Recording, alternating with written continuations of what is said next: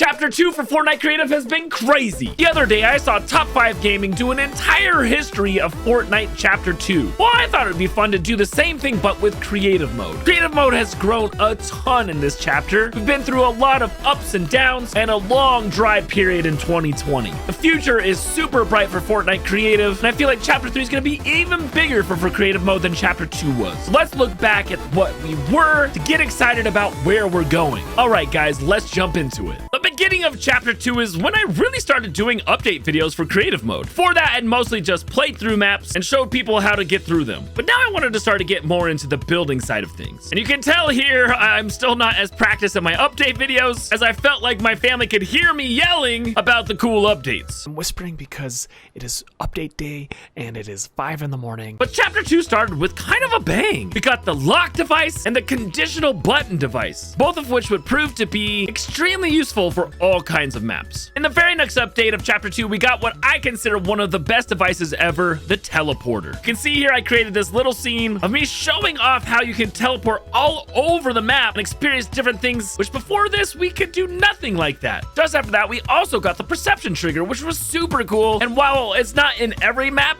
it's definitely a needed device for Creative Mode. About 6 weeks into the new chapter, we got a big update where we got the trick tile device, the tracker device, which is still one of the most useful devices we've got, and the slurp swamp prefabs. We even got a new island where you could swim in the water, which was huge for creative. Then we got our first update of 2020, which was just the power plant prefabs and galleries. And this is the first update where it was just a gallery and where I really dove into looking through the galleries. And maybe even the first time I did the circle trick. I didn't even know it was cool back then. A couple of weeks later, we got the ego prefabs and galleries, along with all of the vehicle galleries. Once again, I'm doing the circle trick in this, but there was no devices. And it had been a couple of months since we got the last devices, and people were starting to get a little nervous. So there wasn't another update for about a month, but on February 4th, 2020, we got our first hub that really changed how hubs were. This is a hub made by Wirt Andrew, and it just blew me away. It was so huge and had so many little hidden things you could find. It was the first time people were really starting to play the hub as opposed to just be in it. People would eventually lose interest in the hubs a year or so later, but every Tuesday I made a video showing off these amazing hubs, and I loved this era of Creative Mode. Now, over a month passed between the previous update and this one, but this update was pretty significant. It didn't feel significant at the time, but it would prove to be really important to our future. First, we got the Shark and Yacht galleries, which are both amazing. We also got the cardboard box, which is really fun to have, but this is when tags were introduced to maps. And as you know now with the Discovery tab, tags are crucial to getting your maps discovered. It didn't matter back then, but this is when it was first implemented. On top of that, the Shark gallery has the helicopter pad, which is still pretty much the only way you can do first-person maps, which was a huge craze in Creative Mode a little bit later when people really discovered this ability. It would be a long 3 months before the next real update, but before that, people found out how to get unreleased props from the main island. People were grabbing them right and left, and Epic didn't know what to do about it. Much later, Epic would start banning people for using those things, but months and months and months and months would pass by before they did anything. Then in April of 2020, Epic started testing matchmaking portals for the very first time, which would change Creative forever. Finally, we got one of the best prefabs and galleries ever, the giant robot and the giant robot factory. These opened up a lot of possibilities for really cool things to do in maps, and the sword is still probably the biggest prop in the game. It's just massive. We would wait another 2 months for the next update, but in that time, Creative was getting a lot of attention from big YouTubers doing build competitions everywhere. Lachlan, Cypher PK, Young Chip did a competition. It seemed like there was a new one every week, and it was an exciting time to be a builder, even though it seemed like Epic was losing interest in updating Creative Mode regularly. This is also around the time when I started my season build competitions because we weren't getting any updates in Creative Mode. I wanted something exciting with every new season to remind people that Creative Mode is only limited by your own imagination. But in July, we finally got a really big update with the primitive shape galleries. Primitive shape galleries would turn out to be a big deal for sculptors and just making basically whatever the heck you wanted. In August, cars would be introduced into the game, but we would not get them for a very long time. Instead, Creative got a porta potty. In September, we would get the rig gallery, which was actually a really great update. In September of 2020, we would get the biggest update of the year with the exclusive Princess Castle galleries that you can only find in Creative Mode. These were so cool, and I loved building with them. In October, we started getting more updates. We got the Weeping Woods gallery in one, and then we we finally got our first device of 2020, the matchmaking portal that everyone had access to, but not everyone could use. And then we got the wood shanty galleries, which were super cool at the end of October. In November, we got the bridge galleries, a bunch of updates to different devices, and we got a really great Christmas update at the beginning of December. And then mid-December, we started getting some crazy updates. In this update, we got the spawn pads that acted as a prop, which was the first device that was connected to the grid that now could be acting as a prop.